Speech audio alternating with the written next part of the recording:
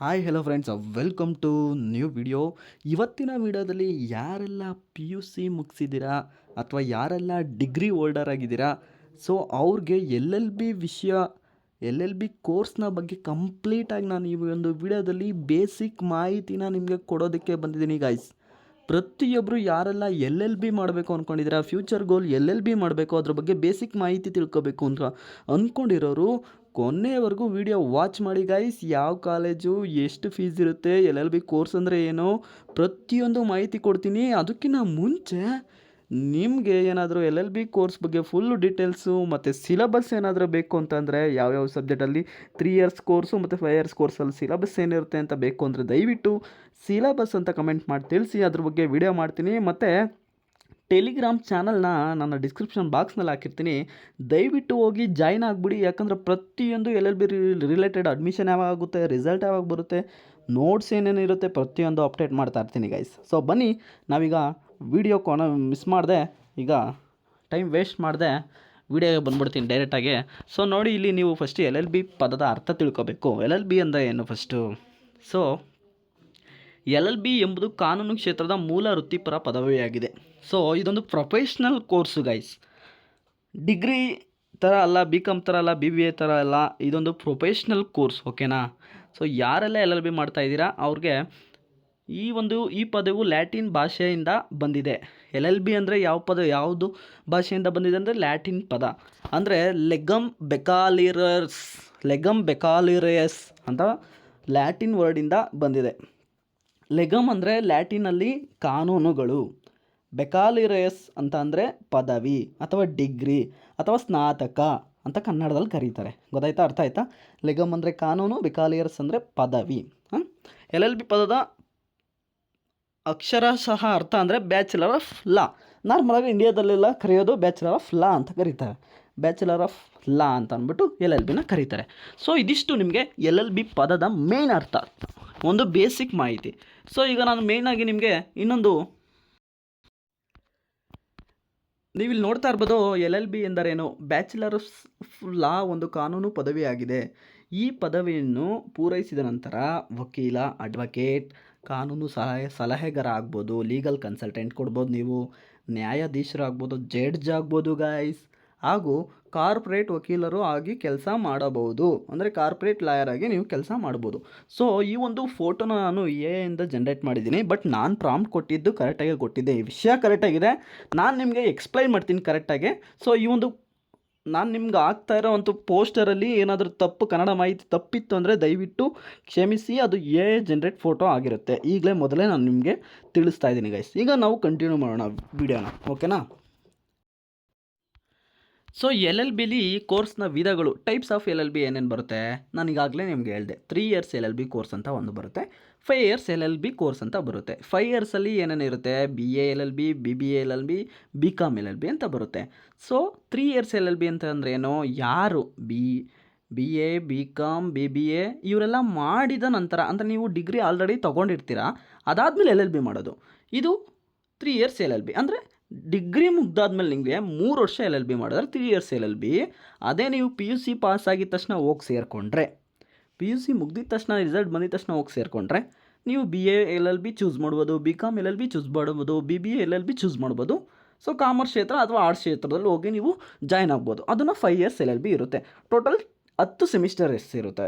3 years L L B ನಿಮಗೆ 6 semesters ಇರುತ್ತೆ, ಓಕೆನಾ? ಇದಿಷ್ಟದು ನಿಮಗೆ ಸಬ್ಜೆಕ್ಟ್ಸ್ ಏನಾದರೂ ಬೇಕು ಅಂತಂದರೆ, ಸಿಲೆಬಸ್ ಬೇಕು ಅಂದರೆ ದಯವಿಟ್ಟು ಮತ್ತೊಮ್ಮೆ ಕಮೆಂಟ್ ಮಾಡಿ.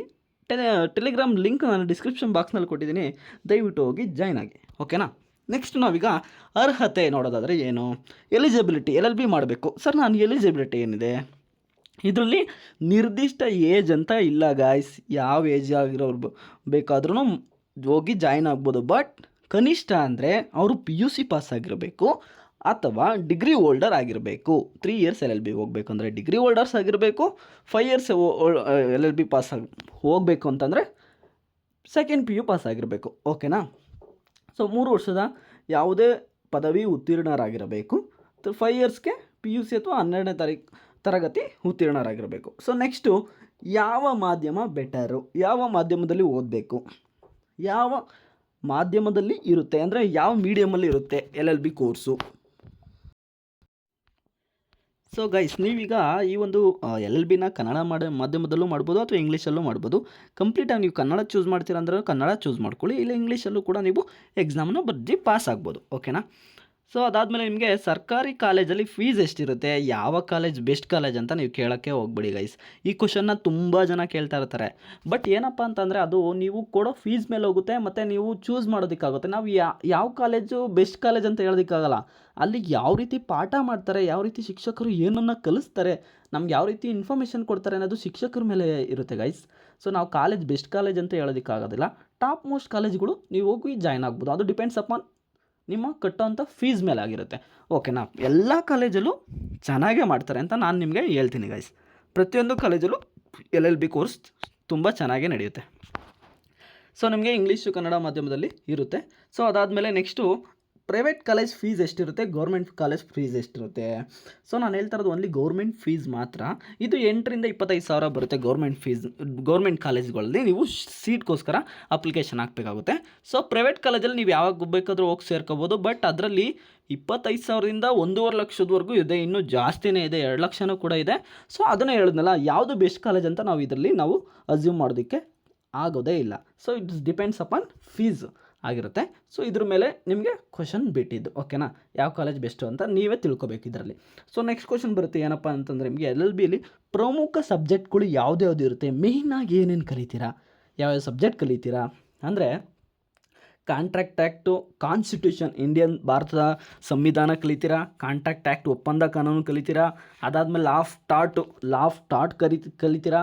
ಅಂದರೆ ಅಪಕೃತ್ಯ ಕಾನೂನು ಅಂತ ಕರೀತಾರೆ, ಅಪಕೃತ್ಯ ಕಾನೂನು ಅಂತ.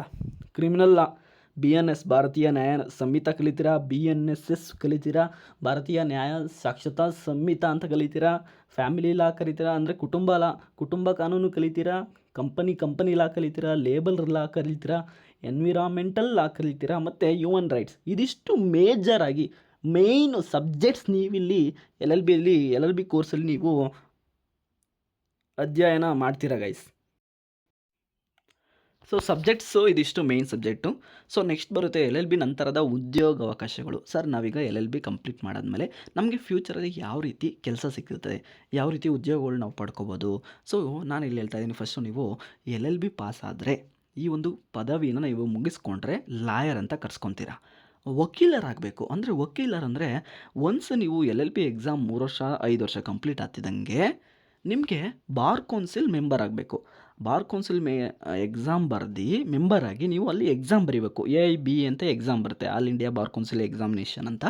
ಆ ಒಂದು ಎಕ್ಸಾಮ್ನ ನೀವು ಕಂಪ್ಲೀಟ್ ಮಾಡಿದಾಗ ಮಾತ್ರ ನಿಮಗೆ ಬಾರ್ ಕೌನ್ಸಿಲ್ ಮೆಂಬರ್ಶಿಪ್ ID ಸಿಗುತ್ತೆ, ನೀವು ಅಡ್ವೊಕೇಟ್ ಆಗ್ತೀರಾ. ಅಡ್ವೊಕೇಟ್ ಅಂದರೆ ಏನು, ಸೊ ಲಾಯರ್ ಅಂದರೆ ಏನು, ಅಡ್ವೊಕೇಟ್ ಅಂದರೆ ಏನು, ನಿಮಗೆ ಕನ್ಫ್ಯೂಷನ್ ಇತ್ತು ಅಂದರೆ ಅದ್ರ ಬಗ್ಗೆ ವೀಡಿಯೋ ಮಾಡ್ತೀನಿ, ಕಮೆಂಟ್ ಮಾಡಿ ತಿಳಿಸಿ. ಸೊ ಇದಿಷ್ಟು ಬೇಸಿಕ್ ಮಾಹಿತಿ. ಲಾಯರ್ ಅಂದರೆ ಡಿಗ್ರಿ ಮುಗಿಸ್ಕೊಂಡಿರ್ತಾರೆ, ಅಡ್ವೊಕೇಟ್ ಅಂತಂದರೆ ಒನ್ಸ್ ಬಾರ್ ಕೌನ್ಸಿಲ್ ಎಕ್ಸಾಮ್ನ ಪಾಸ್ ಮಾಡಿರ್ತಾರೆ. ಓಕೆನಾ. ನೀವು LLB ಮುಗ್ದಾದ್ಮೇಲೆ ಅಡ್ವೊಕೇಟ್ ಆಗ್ಬೋದು, ಮತ್ತು ಲೀಗಲ್ ಅಡ್ವೈಸರ್ ಆಗ್ಬೋದು ಗೈಸ್. ಲೀಗಲ್ ಅಡ್ವೈಸರ್ಸ್ ಕಾನೂನು ಸಲಹೆಗಾರ ಕೊಡ್ಬೋದು, ಅಥವಾ ಕಾರ್ಪೊರೇಟ್ ಲಾಯರ್ ಆಗ್ಬೋದು. ನೀವು LLB ಮುಗಿಸ್ಕೊಂಡು ಕಾರ್ಪೊರೇಟ್ಗೆ ಹೋಗಿ ಲಾಯರ್ ಆಗಿ ಸರ್ವಿಸಸ್ನ ಕೊಡ್ಬೋದು. ಅದಾದಮೇಲೆ ಗೌರ್ನಮೆಂಟ್ ಲಾ ಆಫೀಸರ್ಸ್ ಆಗ್ಬೋದು, ಜಡ್ಜಸ್ ಆಗ್ಬೋದು, ಅದಾದಮೇಲೆ ಪಬ್ಲಿಕ್ ಪ್ರಾಸಿಕ್ಯೂಟರ್ಸ್ ಆಗ್ಬೋದು. ಇದಕ್ಕೂ ಕೂಡ ಎಕ್ಸಾಮ್ಸ್ ಕರೀತಾರೆ, ಪಬ್ಲಿಕ್ ಪ್ರಾಸಿಕ್ಯೂಟರ್ ಆಫೀಸರ್ಸ್ ಅಂತ. ಸೊ ಈ ಒಂದು ಎಕ್ಸಾಮ್ಗಳ್ನ ಬರೆದು ನೀವು ಸೇವೆನ ಸಲ್ಲಿಸ್ಬೋದು. ಅದಾದಮೇಲೆ ಜಡ್ಜ್ ಎಕ್ಸಾಮು, ಲೆಕ್ಚರರ್ ಆಗ್ಬೋದು, ರಿಸರ್ಚರ್ ಆಗ್ಬೋದು ಗೈಸ್. ಇದಿಷ್ಟು ನಿಮಗೆ LLB ಆದ ನಂತರ ಮುಂದೆ ನಿಮ್ಮ ಭವಿಷ್ಯಕ್ಕೆ ಉದ್ಯೋಗಾವಕಾಶಗಳು ಇದಿಷ್ಟು ಇರ್ತವೆ. ನೆಕ್ಸ್ಟು LLB ನಂತರ ಏನು ಮಾಡಬೇಕು ನೋಡಿ, ನಾನು ಈಗಾಗಲೇ ಹೇಳಿದ್ನಲ್ಲ, ಸ್ಟೇಟ್ ಬಾರ್ ಕೌನ್ಸಿಲ್ಗೆ ರಿಜಿಸ್ಟ್ರೇಷನ್ ಆಗಬೇಕು, ಆಲ್ ಇಂಡಿಯಾ ಬಾರ್ ಎಕ್ಸಾಮ್ ಬರೀಬೇಕು, ಸರ್ಟಿಫಿಕೇಟ್ ಆಫ್ ಪ್ರಾಕ್ಟೀಸ್ ಪಡಿಬೇಕು. ಸೊ ನೀವು ಅಡ್ವೊಕೇಟ್ ಆದರೆ ಮಾತ್ರ ನೀವು ಪ್ರಾಕ್ಟೀಸಲ್ಲಿ ಇರ್ಬೋದು. ಅಂದರೆ ಈಗ ಕೋರ್ಟ್ಗೆಲ್ಲ ಹೋಗಿ ನೀವು ವಕಾಲತ್ತು ಹಾಕಿ ಒಂದು ಕೇಸ್ ತೊಗೊಂಡು, ಈಗ ಕೇಸ್ ತೊಗೊತಾರಲ್ಲ ಲಾಯರು, ಅವರೆಲ್ಲ ಅಡ್ವೊಕೇಟ್ ಆಗಿರ್ತಾರೆ. ಅವರೆಲ್ಲ ನೀವು ಜನಗಳಿಗೆ ಸೇವೆ ಆ ರೀತಿ ಮಾಡಬೇಕು. ಯಾವಾಗ ನೀವು once bar council of registration ಆಗಿ ಅಲ್ಲಿ ಸರ್ಟಿಫಿಕೇಟ್ ತೊಗೊಂಡ್ರೆ, ಪ್ರಾಕ್ಟೀಸ್ ಸರ್ಟಿಫಿಕೇಟ್ ತೊಗೊಂಡಾಗ ನಿಮಗೆ ನ್ಯಾಯಾಲಯದಲ್ಲಿ ವಕೀಲರಾಗಿ ನಿರ್ವಹಿಸುವ ಒಂದು ರೈಟ್ಸ್ ಬರುತ್ತೆ, ಒಂದು ಸರ್ಟಿಫಿಕೇಟ್ ಸಿಕ್ಕಿದ್ರೆ ಆವಾಗ ನೀವು ವಕೀಲರ ಆಗ್ತೀರಾ. ಓಕೆನಾ. ನೆಕ್ಸ್ಟು ಸಂಬಳ ಮತ್ತು ಭವಿಷ್ಯದ ಅವಕಾಶಗಳು ಏನೇನು ಇರ್ತವೆ. ಭವಿಷ್ಯದ ಅವಕಾಶಗಳು ಅಂದರೆ ಈಗಾಗಲೇ ನಾನು ಉದ್ಯೋಗ ಅವಕಾಶಗಳನ್ನ ನಿಮಗೆ ಹೇಳಿದ್ದೀನಿ. ನೆಕ್ಸ್ಟು ಸಂಬಳ ಏನಪ್ಪ ಇರುತ್ತಂದರೆ, ಹೊಸ್ದಾಗಿ ನೀವೆಲ್ಲಾದರೂ ಕಾರ್ಪೊರೇಟ್ ಲಾಯರಾಗಿ ಸೇರ್ಕೊತೀರ ಅಂದರೆ ಮಿನಿಮಮ್ ನಿಮಗೆ ಒಂದು 3 ಇಯರ್ಸ್ ಎಲ್ಲೋ ಸೀನಿಯರ್ಸ್ ಲಾಯರ್ಸ್ ಎಲ್ಲ ಹತ್ರ ಕೆಲಸ ಮಾಡೋಗಿದ್ದೀನಿ ಅಂತಂದರೆ ಮಿನಿಮಮ್ ನಿಮ್ಗೆ ಒಂದು 40,000 ಇರ್ಬೋದು ಗೈಸ್, ನಾನು ತಿಳ್ಕೊಂಡಿರೋ ಪ್ರಕಾರ. ನೀವು 3 ಇಯರ್ಸ್ ಪ್ರಾಕ್ಟೀಸ್ ಮಾಡಿರ್ಬೇಕಿಲ್ಲಿ ಸೀನಿಯರ್ಸ್ ಲಾಯರ್ಸ್ ಹತ್ರ ಡಿಗ್ರಿ ಮುಗಿಸಿ. ಸೊ ನೆಕ್ಸ್ಟು ಕಾರ್ಪೊರೇಟ್ ಕ್ಷೇತ್ರದಲ್ಲಿ ನೆಕ್ಸ್ಟ್ ನಿಮಗೆ ಪ್ರಾಕ್ಟೀಸ್ ಮಾಡಿದ್ರೆ ಒಳ್ಳೆ ಸಂಬಳ ಕೂಡ ಸಿಗುವಂಥ ಕೆಲಸ ಇದೆ. ಮತ್ತು ಇನ್ನೊಂದು ಮೇಯ್ನ್ ತಿಳ್ಕೊಬೇಕಂದ್ರೆ ಲಾಯರು ಕೋರ್ಸ್ ಬಂದು ಒಂದು ಏನಪ್ಪ ಅಂತಂದರೆ ಮೇಯ್ನು ಇದಕ್ಕೆ ಆದಾಯದ ಮಿತಿ ಇಲ್ಲ ಗಾಯ್ಸ್, ಆದಾಯದ ಮಿತಿ ಇಲ್ಲ. ಅವ್ರು ಯಾರೋ ಒಂದು ಇಂಟರ್ವ್ಯೂಲಿ ನಾನು ನೋಡಿದ್ದೆ, ಒಂದು ದಿನಕ್ಕೆ ಲಾಯರು ಒಬ್ಬ ಅಡ್ವೊಕೇಟ್ ಎಷ್ಟು ದುಡಿತಾರೆ ಅಂದರೆ 1 ಕೋಟಿ ಮೇಲೂ ದುಡಿತಾರಂತೆ. ಅಂಥವ್ರು ಇಂಡ್ಯಾದಲ್ಲಿದ್ದಾರಂತೆ. ನೀವು ಅರ್ಥ ಮಾಡ್ಕೊಳ್ಳಿ, ಇದೊಂದು ಒಳ್ಳೆ ಪ್ರೊಫೆಷ್ನಲ್ ಕೋರ್ಸು ಗೈಸ್. ಸೊ ಇದನ್ನು ಚೂಸ್ ಮಾಡಿಕೊಂಡ್ರೆ ನೀವು ಅದನ್ನು ಕಂಪ್ಲೀಟ್ ಮಾಡೋವರೆಗೂ ಬಿಡಬೇಡಿ. ಸೊ ನೆಕ್ಸ್ಟು LLB ಮಾಡಬೇಕೆ ನೀವು. ಇದಿಷ್ಟು LLB ಕೋರ್ಸ್ನ ಬಗ್ಗೆ. ಯಾವ ಕಾಲೇಜು LLB ಕೋರ್ಸ್ ಅಂದರೆ ಎಷ್ಟು ಟೈಪ್ಸ್ ಇರುತ್ತೆ, ಯಾವ ಮೀಡಿಯಮಲ್ಲಿ ಮಾಡಬೇಕು, ಮಾಡಿದ್ರೆ ಏನು ಸಿಗುತ್ತೆ, ನೆಕ್ಸ್ಟ್ LLB ಕಂಪ್ಲೀಟ್ ಆದಮೇಲೆ ಏನು ಮಾಡಬೇಕು, ಪ್ರತಿಯೊಂದು ಮಾಹಿತಿ ನಿಮಗೆ ಉಪಯುಕ್ತವಾಗಿದೆ ಅಂತ ಅಂದ್ಕೊತೀನಿ. ಇನ್ನೂ ನನ್ನ ಚಾನಲ್ಗೆ ಇನ್ನೂ ನೀವು ಯಾರು ಸಬ್ಸ್ಕ್ರೈಬ್ ಮಾಡ್ಕೊಂಡಿಲ್ಲ ಅಂದರೆ ದಯವಿಟ್ಟು ಹೊಸ್ದಾಗಿ ಬಂದಿದ್ದರೆ ಈ ಕೂಡಲೇ ಚಾನಲ್ಗೆ ಸಬ್ಸ್ಕ್ರೈಬ್ ಮಾಡ್ಕೊಳ್ಳಿ. ಯಾವುದೇ LLB ಇದೇ ರೀತಿಯ ಮಾಹಿತಿ ಬೇಕು ಅಂತಂದರೆ ಟೆಲಿಗ್ರಾಮ್ ಲಿಂಕ್ನ ನಾನು ಡಿಸ್ಕ್ರಿಪ್ಷನ್ ಬಾಕ್ಸ್ನಲ್ಲಿ ಕೊಟ್ಟಿದ್ದೀನಿ, ದಯವಿಟ್ಟು ಹೋಗಿ ಜಾಯ್ನ್ ಆಗಿ ಗೈಸ್. ಯಾವುದ್ರ ಬಗ್ಗೆ ವೀಡಿಯೋ ಮಾಡಬೇಕು ಅಂತ ದಯವಿಟ್ಟು ಕಮೆಂಟ್ ಬಾಕ್ಸಲ್ಲಿ ತಿಳಿಸ್ಕೊಡಿ. ಸಿಗ್ತೀನಿ ಮುಂದಿನ ವೀಡಿಯೋದಲ್ಲಿ. ಅಲ್ಲಿವರೆಗೂ ಟೇಕ್ ಕೇರ್, ಬಾಯ್.